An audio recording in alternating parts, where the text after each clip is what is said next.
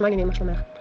אתמול בלילה בשעה 1 אני ישבתי, הסתכלתי סרט, פתאום במטבח אני רואה שהכלים נופלים מהשיש, על השיש היה לי כמה כלים, התחילו ליפול, לעשות רעש וזה, לא הבנתי, כאילו, אמרתי אני צריכה לספר לך, כוסות וזה, התחילו ליפול על השיש, היה שטפתי, שמתי, היה שם סכינים ומספריים, כוסות, היה תרופות וזה שם, הכל התחילו ליפול, ברעש גדול, לא הבנתי כאילו מה קורה, אמרתי רעידת אדמה משהו.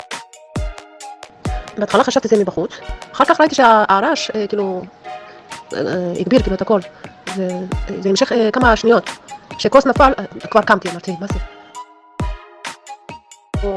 לא פחדתי, לא היה לי פחד, אבל בכל זאת אמרתי שמע ישראל וזה היה קצת מוזר.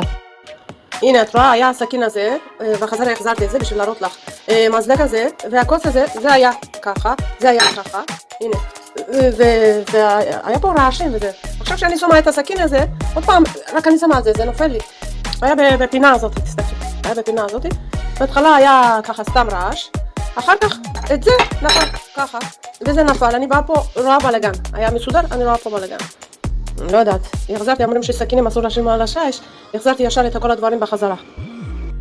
הסכין הזה לפני 8 שנים, עבדתי ביוחננוב, אז עבדתי איתו, וכשנפרדתי מהעבודה אז הבאתי אותו לפה, ולא השתמשתי עד עכשיו.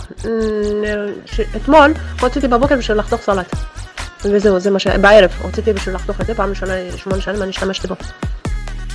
שעכשיו שרק נגעתי בו ושמתי על השיש, קוראים לו נפל, היה לי צמרמורת גם.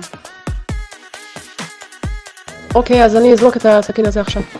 את לא מאמינה, אני שמתי את זה לפח, ואני מוציאה החוצה, כאילו השקית זז כזה, כאילו הרגשה מגעילה, כאילו מתנפח, ושמתי, אני כולו בצמרמורות. הוצאתי החוצה, כמו שאמרתי שאני מחזירה אותך לבעלים, היה משהו מוזר כאילו בשקית עצמו, שאחרי ששמתי את השקית, הרגשה כאילו היה מוזר.